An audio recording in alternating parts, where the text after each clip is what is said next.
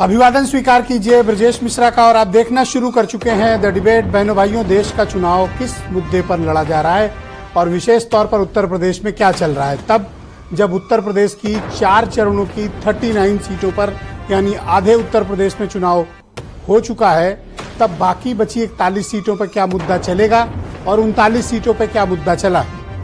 BJP जिन मुद्दों को pitch कर रही है उस पर जनता वोट कर रही है, प्रधानमंत्री के उपलब्धियों पर, बीजेपी के एजेंडा पर, या फिर इंडिया गठबंधन के ने जो इश्यूज रेस किए हैं वोट इस पे पड़ रहा है, या वोट किसी और मुद्दे पे पड़ रहा है जिसकी भनक इन दोनों को नहीं है।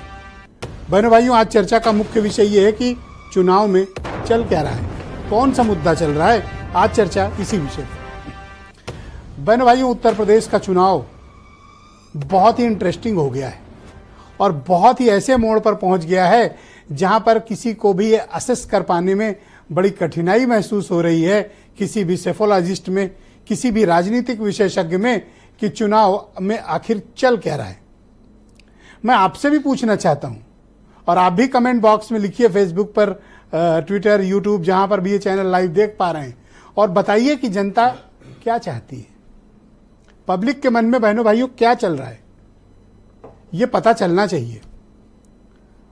अब 2 हिस्सों में पूरी इस डिबेट को हम आयोजित करते हैं और आपके समक्ष वो मैं मुद्दे प्रस्तुत करता हूं, फिर इस डिबेट को हम बढ़ाएंगे। बीजेपी जिन विषय पर चुनाव लड़ रही है वो क्या विषय हैं? वो मुसलमान का मुद्दा है, वो मंदिर का मुद्दा है, मस्जिद का मुद्दा है, पाकिस्तान का मुद्दा है, धार्मिक आधार पर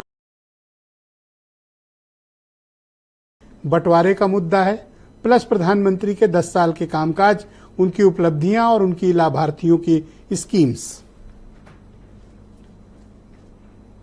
हिंदुत्व का भी मुद्दा उनके पास है, लेकिन वो स्लाइटर मोड पे है। बाकी मुद्दे उन्होंने बहुत हाई पिच पे खेल रखे हैं और उनके पास प्रधानमंत्री का एक चेहरा है जिसकी स्वीकार्यता जिनकी पूरे देश में है। ये मुद्दे हैं भारतीय जनता पार्टी के। अपोजिशन की तरफ से यहां 2 दल लड़ रहे हैं मुख्य रूप से, समाजवादी पार्टी और कांग्रेस। बीएसपी भी लड़ रही है, लेकिन बीएसपी के कैंपेन में और बीएसपी को लेकर कोई बस ग्राउंड पर क्रिएट नहीं हुई। अपोजिशन किन मुद्दों को कर रहा है? अपोजिशन ये पिच कर रहा है कि एंटी इनकम्बेंसी फैक्टर ग्राउंड पे है, प्रत्याशियों के खिलाफ और सरकार के वायदों के खिलाफ। दूसरा विषय जो गठबंधन हाईलाइट कर रहा है वो है बीजेपी सत्ता में आई तो संविधान खत्म होगा, आरक्षण खत्म होगा, चुनाव खत्म होगा। तीसरा मुद्दा रोजगार का, चौथा शिक्षा का मुद्दा, और उससे भी बड़ी बात बहनों भाइयों, उन्होंने भी बेनिफिशियरी स्कीम्स में, जैसे महिलाओं के लिए 1 लाख रुपया, किसानों के लिए अलग से स्कीम, यूथ के लिए अलग से स्कीम, और 30 लाख जॉब देने का ऑफर उन्होंने प्रस्ताव रखा है अपोजिशन की कि अगर वो सत्ता में आते हैं तो। लेकिन बहनों भाइयों, ये तो इन दोनों का के एजेंडा है, लेकिन जो मैं महसूस कर पा रहा हूं और वो मैं देख पा रहा हूं वो है उत्तर प्रदेश में अगर कुछ सबसे ज्यादा चल रहा है तो वो है जातिवाद। इस वक्त उत्तर प्रदेश की राजनीति में, उत्तर प्रदेश के वोटिंग पैटर्न में और उत्तर प्रदेश के मतदाताओं के वोटिंग बिहेवियर में अगर कोई चीज सर्वाधिक प्रचलित है तो वह है जातिवाद। इस बार धर्म संप्रदाय के आधार पर वोट नहीं पड़ रहे हैं, लाइक डिसलाइक के आधार पर नहीं पड़ रहे हैं। एजेंडा या विजन भी उतना व्यापक नहीं है जितना हम चर्चा करते हैं या जितनी बज क्रिएट है। लेकिन जिसकी बज क्रिएट नहीं है और जो ग्राउंड पर सर्वाधिक बात है वो है जातिवाद। जातिवाद इधर से भी, जातिवाद उधर से भी। जिस जाति का प्रत्याशी है उस जाति के लोग उसको वोट बहुसंख्यक कर रहे हैं, उस कम्युनिटी के मेजॉरिटी वोट उसको पड़ रहे हैं, चाहे वो बीजेपी का हो, चाहे कांग्रेस का हो, या फिर समाजवादी पार्टी का। जातिवाद ने उत्तर प्रदेश की कहानी और स्क्रिप्ट पॉलिटिकली चेंज कर रखी है। इस नब्ज को महसूस किया राजनेताओं ने तीसरे चरण में, और चौथे में तो वो व्यापक दिखा। घनघोर जातिवाद, मतदाता जाति देखकर अधिकांश वोट कर रहा है। ऐसा भी नहीं कि सब वोट कर रहा है, लेकिन बहनों भाइयों, एक फ्लोटिंग वोट होता है जो किसी भी राजनीतिक दल को या तो जिताता है या हराता है। बेस वोट सबके पास होते हैं, कोई ऐसा नहीं जिसके पास बेस वोट ना हो। सबकी गाड़ी स्टार्ट 40 की स्पीड से होगी, किसी की 30 से होगी, किसी की 50 से होती है। लेकिन ये जो कैटालिसिस का काम करते हैं ये जातिवाद के आधार पर बट रहे हैं। एक कम्युनिटी जो बगल की सीट पर बीजेपी को वोट कर रही होती है, अगली सीट पर अगर उसके कम्युनिटी का वोटर है तो वो वहां चला जा रहा है। और ऐसे कई उदाहरण हैं जिनका भी हम आज डिबेट में जिक्र करेंगे। उत्तर प्रदेश का मतदाता क्या चाहता है? क्या भारतीय जनता पार्टी को तीसरी बार पूरी ताकत के साथ अधिकांश सीटें बीजेपी रिटेन करने में कामयाब होगी, यानी 2019 की परफॉर्मेंस को वो दोहरा पाएंगे, या फिर इंडिया गठबंधन इस बार हावी होकर चुनाव लड़ रहा है? परिणाम क्या निकलेंगे?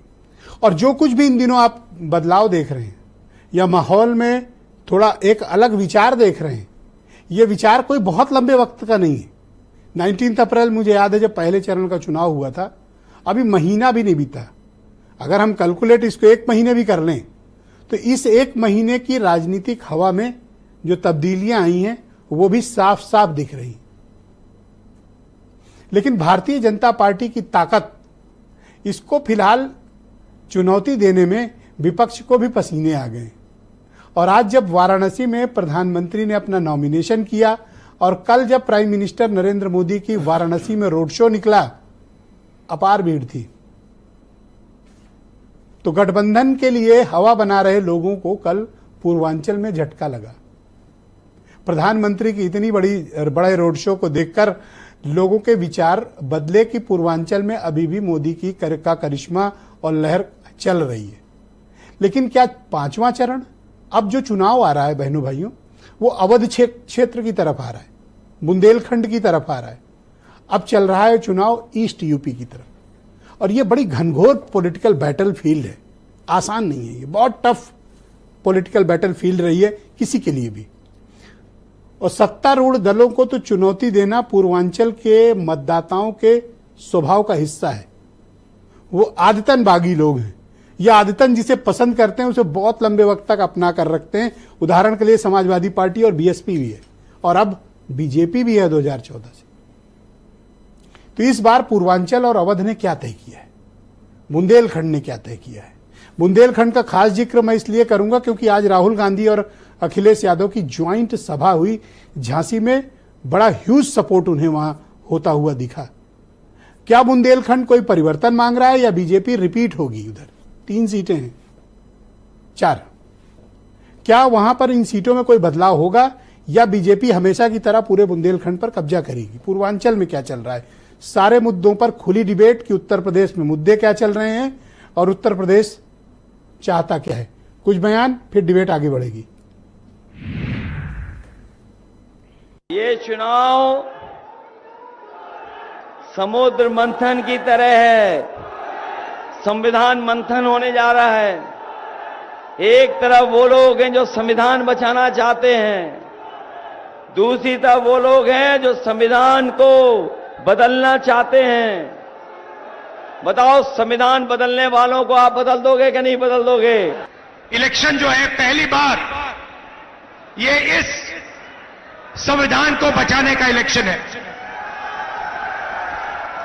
भाइयों और बहनों, जो भी आपको मिला है, गरीबों को, किसानों को, मजदूरों को, पिछड़ों को, दलितों को, आदिवासियों को, माइनॉरिटी को, गरीब जनरल कास्ट को, वो इस किताब ने आपको दिया है। ये चुनाव केवल चुनाव नहीं है, एक तरफ पुण्य प्राप्त करने का माध्यम है और दूसरा है कांग्रेस और सपा के गुमराह में आने की आवश्यकता नहीं। तमाम प्रकार के भ्रम पैदा करेंगे। इन्होंने पिछले 70 वर्षों में केवल भ्रम ही फैलाया है, भ्रम ही फैलाया है।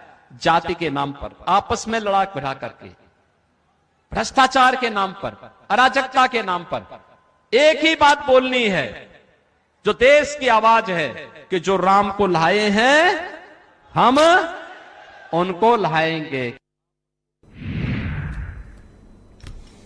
तो बहनों भाइयों, आज की परिचर्चा को आगे बढ़ाएंगे। अनिला सिंह उत्तर प्रदेश में भारतीय जनता पार्टी की प्रवक्ता हैं, फखरुल हसन समाजवादी पार्टी के प्रवक्ता हैं, प्रदीप सिंह उत्तर प्रदेश में कांग्रेस कमेटी के प्रवक्ता हैं और देश के 25 राज्यों का भ्रमण करके वहां से फीडबैक लेकर लौटे देश के जाने माने राजनीतिक मामलों के पत्रकार और आंकड़ों के विशेषज्ञ राजेंद्र द्विवेदी जी आज खास तौर पर स्टूडियो में मेरे साथ मौजूद हैं और काशी पत्रकार संघ वाराणसी के अध्यक्ष अरुण मिश्रा जी मेरे साथ मौजूद हैं और वीरेंद्र सिंह जी हमारे स्टेट हेड। आप सभी का शुक्रिया और धन्यवाद मेरे साथ इस कार्यक्रम में शिरकत करने के लिए। आज की डिबेट बड़ी इंटरेस्टिंग है।